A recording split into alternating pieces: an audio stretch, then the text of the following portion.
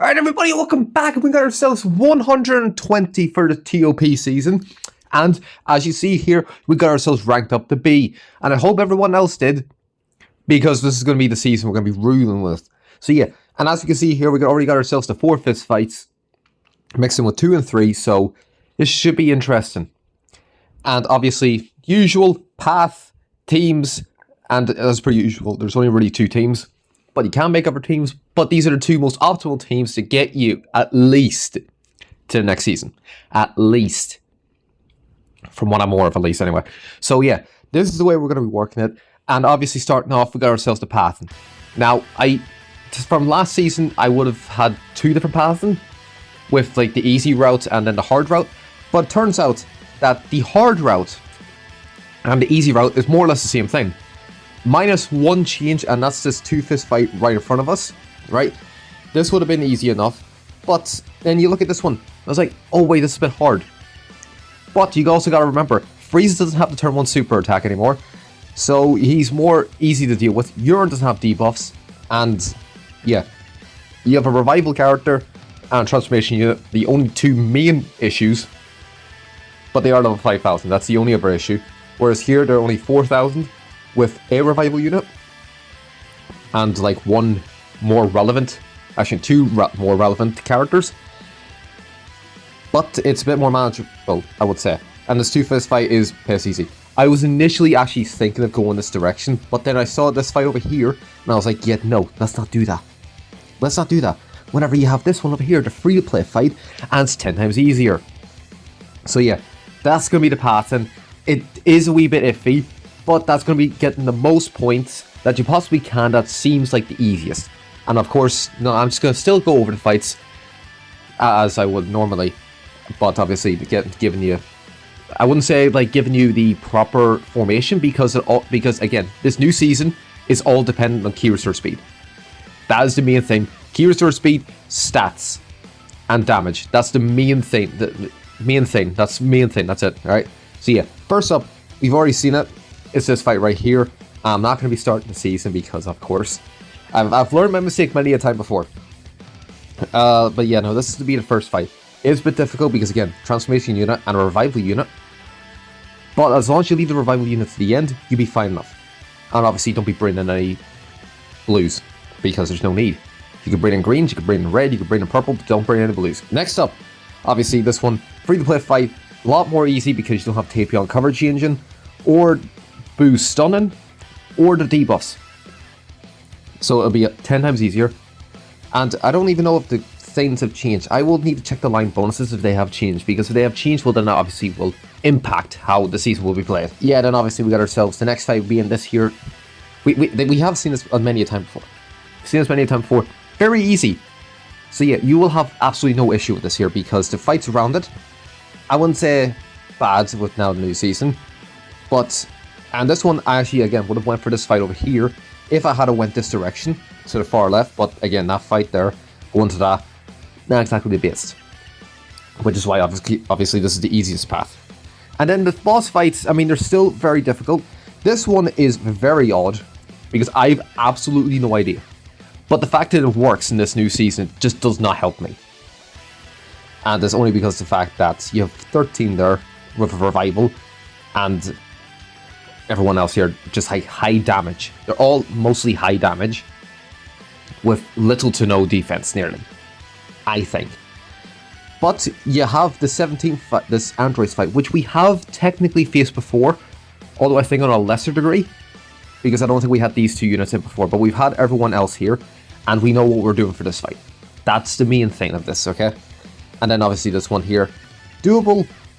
I would honestly suggest maybe going for this here, but if you want the extra points, the android fight right beside it is a lot better. Just want to let you know that.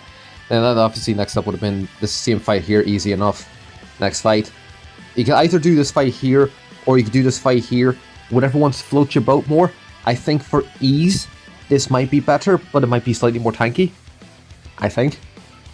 But the other fight has a lot more going for it in its tiles, so you get a lot more damage inflicted, you get more buffs into it, and yes, you do have a transformation and a revival character, but they're easy enough to deal with. And Obviously, if you went that far left, you went for this fight here, which is going to be another free-to-play fight, which again, a lot easier because there's no DKP debuffs or turn 1 super attack for Raditz. That's the main thing if you went for this way. But if you went this way, this 3-fist fight is right here, or this 2-fist fight. I would suggest 2-fist fight as the easier option. And then obviously ending it off, if you go for the 2-fist fight, if you went the far right, went for the 2-fist fight, this fight right here, wouldn't suggest.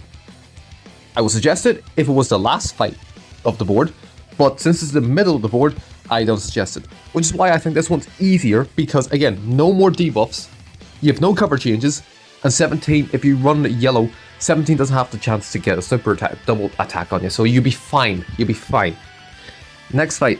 Now yes, now I do see here, like, oh wait, the 4-fist fight's on the far right, so why not go for the far right? Well, again, that is a point of contention. And you have to make a sacrifice, so you can either go for early good points, or you go for slightly later good points, which in all fairness, the later good points is probably the better option. But, if I look at this fight, I wouldn't say it's too bad. But then you look at the 3-fist fight over here, and then the 2-fist fight over here, very easy. Now, obviously, the way I'm going with it'll be the 2-fist fight. Or you could do the 3-fist fight and then go for this one right here, which isn't too bad. But then you have this 3-fist fight over here, which is not too bad either. It's literally the boss fight, or the fight literally right below it, so pick your poison. I would actually probably suggest going forward, even though I think in the past I actually have it going to the 2-fist fight. But it is what it is. Then obviously this one right here, I would say it's not that bad, because again, hit stun doesn't exist. It's just pure damage, that's all you need to worry about. And then this 4-fist fight is very easy. It's the average LOE team that you usually see on the board. It's very easy. And then the last fight obviously would have ended off in the Gogeta fight, because they're all fusion, and 2 of them fusion wars, I can't speak. And this one is a nightmare, because you have 2 fusion units, one slightly more recent, and they're all tag units. That's the issue here. They're all tag units, so it doesn't help. Whereas this one is a full Ultra, except for Super Vegito, fusion team. And this one is just a standard, usual Gogeta fight, which again is the easiest on this board. Like, you either go for here, and you have to deal with everyone tag switch in turn 2, and 3, and 4. Or you deal with this here, where we only have one tag unit, a somewhat oppressive Ultra unit, and yeah, which one would you rather do? I'd rather go for the slightly oppressive fusion unit, and again, the other fight actually has more tiles to go for, so that's what it is.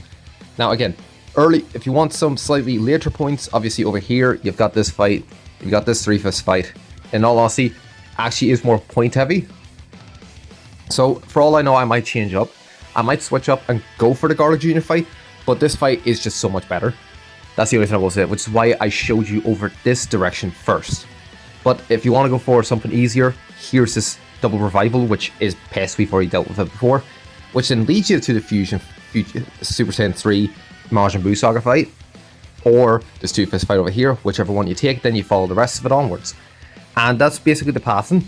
Now obviously we got ourselves the teams to look at. Alright, now we're going to get into those there in a minute, which is going to be right now, after I click my fingers.